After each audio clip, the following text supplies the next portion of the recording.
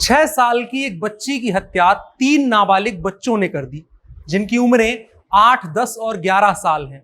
और वजह यह है कि बच्ची ने पॉर्न देखने से इनकार कर दिया था। यह मामला असम के नागांव जिले का है। इस जिले में एक पत्थर तोड़ने की मिल है जो बालीबाट इलाके में पड़ती है। यहां पर आसपास के गांवों और इलाकों के मजदूर काम करते हैं। उनके परिवार और उनके बच्चे भी यहीं आसपास रहते हैं। मंगलवार के दिन एक आदमी उसी मिल के टॉयलेट में जाता है और उसे टॉयलेट में एक 6 साल की बच्ची का खून से लथपथ शव मिलता है। उसके बाद पुलिस आती है। थोड़ी बहुत जांच के बाद उसके 3 दोस्तों का नाम निकल करके सामने आता है, जिनके साथ वो बच्ची रहती और खेलती थी। और पता चलता है इन तीनों बच्चों में से एक बच्चे के फोन में पॉर्न रहता था और ये तीनों नाबालिग लड़के पॉर्न देखा करते थे। और इसके बाद कथित रूप से जबरदस्ती इन तीनों नाबालिग लड़कों ने उस बच्ची को भी पॉर्न दिखाने की कोशिश करी, लेकिन बच्ची मना करने लगी। जिसके बाद इन तीनों नाबालिगों ने गुस्से में आकर बच्ची की पत्थर से कूट कूट कर हत्या कर दी। इसके बाद इसकी सूचना उन्हीं में से एक नाबालिग लड़के के पिता को लगी। पिता ने उस बच्ची का शव बाथरूम में छुपाकर बच्चों को घर भेज दिया। अब जब वो बच्ची ज्यादा देर तक घर नहीं पहुंची तो उसको ढूंढना शुरू किया गया। थोड़ी देर ढूंढने के बाद बच्ची का शत-विशत शव बाथरूम में एक आदमी को मिला, जिसके बाद पुलिस को सूचना दी गई और फिर पुलिस ने मामले की जांच करके 24 घंटे के भीतर ही तीनों बच्चों को पकड़ लिया। उनके पास से वो फोन भी बरामद किया गया और साथ ही साथ शव को ठिकाने लगाने वाले उन्हीं में से एक लड़के के पिता को भी पकड़ लिया गया। यह घटना विचलित करने वाली है, लेकिन उससे भी ज्यादा विचलित करने वाली है इस घटना की वजह। इंसानों के बारे में जितना अध्ययन किया गया है, जितना जाना गया है, उसके मुताबिक इंसान की सबसे तीव्र इच्छाओं में से एक इच्छा है सेक्स की। लेकिन इस सबसे जरूरी विषय पर सबसे कम बात की जाती है।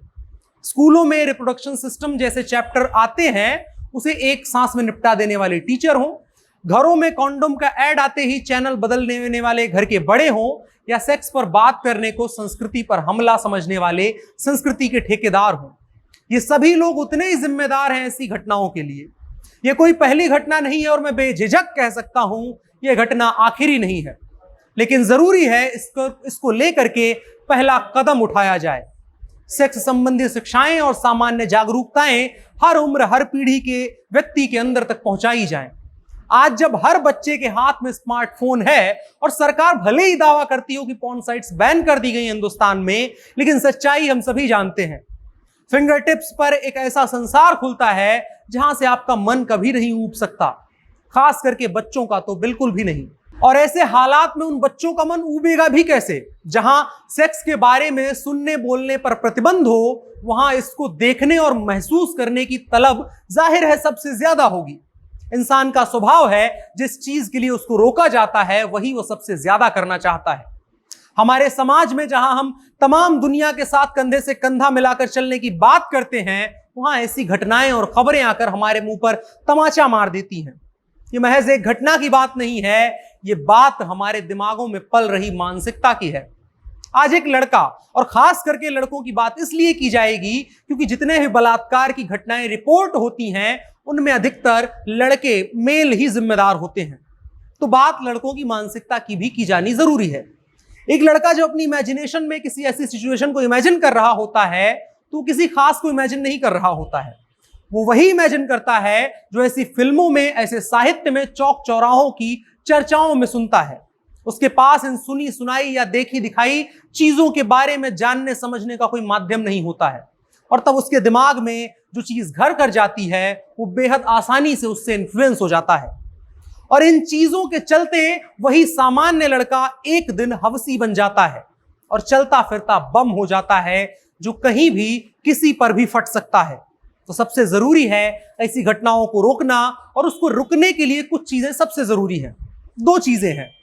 सबसे पहला तो उनके पास एक सामान्य समझ जब तक ना विकसित हो तब तक मोबाइल फोन का एक्सेस किसी ऐसे बड़े के गाइडेंस में हो, और साथ ही साथ कम से कम उन कम उम्र के लड़के लड़कियों का कोई ऐसा दोस्त अपने घर में होना चाहिए जो उनका गार्जियन हो, जिससे वो ऐसे सवाल पूछ सकें जिनको समाज में ना पूछने वाला सवाल कहा जाता है।